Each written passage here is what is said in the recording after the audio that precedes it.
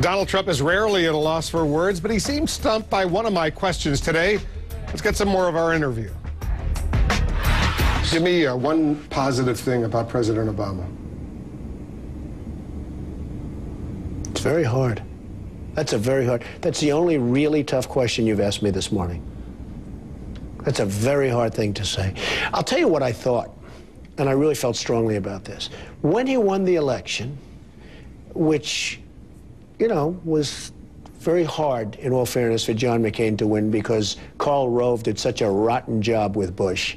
So it was a very hard thing for anybody to win that election. So when he won, I said, at a minimum, he's going to be a great cheerleader for this country. And he's turned out to be a negative force. He's creating class warfare. He's creating all sorts of things, including the so-called Occupy movement. But when he won, I really thought, at a minimum, that he was going to be a great cheerleader for the country. And he's not even a good cheerleader. There's very little I can say positive. He killed bin Laden. He didn't kill bin Laden. You know, he gets so much credit for that. Okay, excuse me. He authorized. Excuse me. He had the guts to make that decision. And the genius, excuse me, guts. You're sitting in the White House. They come to you, and here's the question. We can take him out. We have him. You're the president. We can take him out with a missile, and we can go get him. Now, the third thing is leave him alone. And nobody, only a very stupid person would say that. So we can take him out with a missile. We can do either way. Either way, it's okay. All right? Either way, it's okay. So he said, all right, let's go get him. Why does he get so much credit? You know, they give him credit for that. He shouldn't get so much credit. He happened to be sitting in that... It wasn't a slam dunk. Excuse me. You remember Jimmy Carter and Jimmy the Carter hostage rescue? Jimmy Carter was incompetent. Look, very nicely.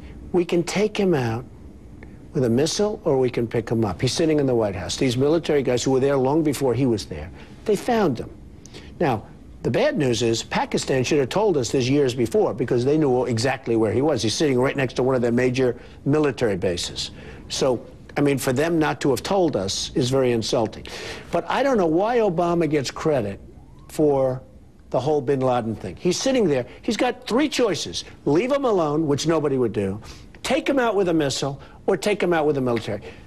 So he said, take him out with the military. Okay. Congratulations. If it would have failed, it would have been a disaster. The ones who should get the... No, it would have been a disaster. It could have failed, but he didn't... He's not the one that made it successful. Some of those Navy SEALs would have been killed. They were great.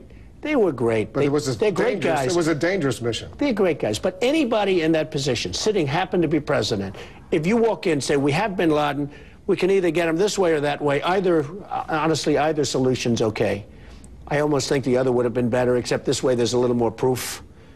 And a lot of people disagree with what happened after the fact and the way he was treated so solemnly. I mean, they treated him so solemnly after the fact. Cleanse the body, wash the body. I mean, give me a break. But anybody sitting in that office, Wolf, would have done. So I keep hearing about, oh, bin Laden. The military did an incredible job. And they called him and they said, we have him. And he said, go get him. What's he going to say? Don't get him?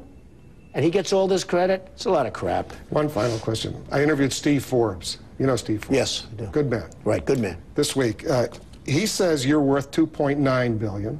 You say you're worth $7 billion.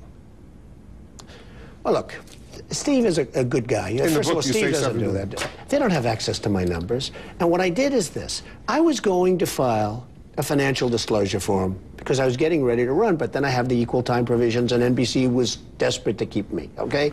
Like, desperate to keep me, and you can understand, because I get ratings. Just like your show right now, we'll get ratings. You know, if you get ratings, you have me on. If I don't get ratings, I can be the greatest guy in the world. If you don't get ratings, you don't want to interview Trump. Is that a correct statement? I like interview. I like it. I interview a lot of people who don't do good. Okay, fine. Okay, so I like interviewing you because you're not afraid to say what you... I'm not afraid. So I said, you know what? I'm going to do financial disclosure. They're like 78 or 98 pages. It's a huge form. But they have summary sheets.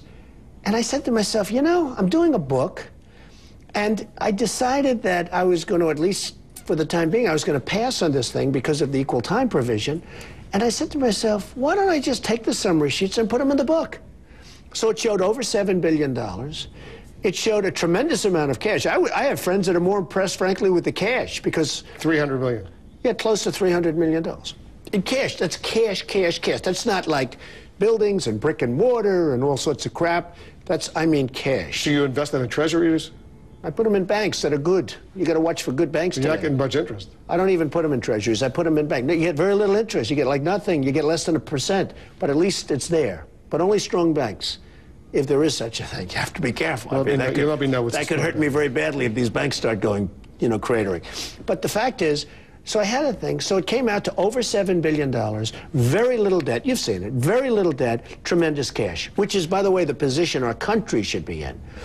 But in all fairness to Forbes, they don't have my numbers. They don't have my... This is the first time I've done this. I actually printed the statements, and I put them in. So instead of giving them to the government, I gave them to the public, and I gave them to the book. Now, I may have a chance to do financial disclosure. But I said to myself, why do I want to do this? I'm proud, the fact is, of having built a great company. I built a great company in a relatively short period of time, with billions of dollars of net worth, with hundreds of millions of dollars of cash, with very little debt, with, by the way, like this asset, would you say this is about as good as it gets? I have many of these in terms of the quality assets. What I own is real quality. I've always been into the world of quality. This country needs quality.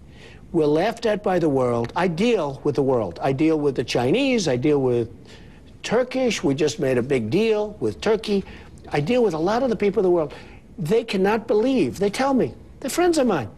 They say, we don't believe what we're getting away with the United States. They tell me that. I don't know if they know I'm going to be on your show saying that.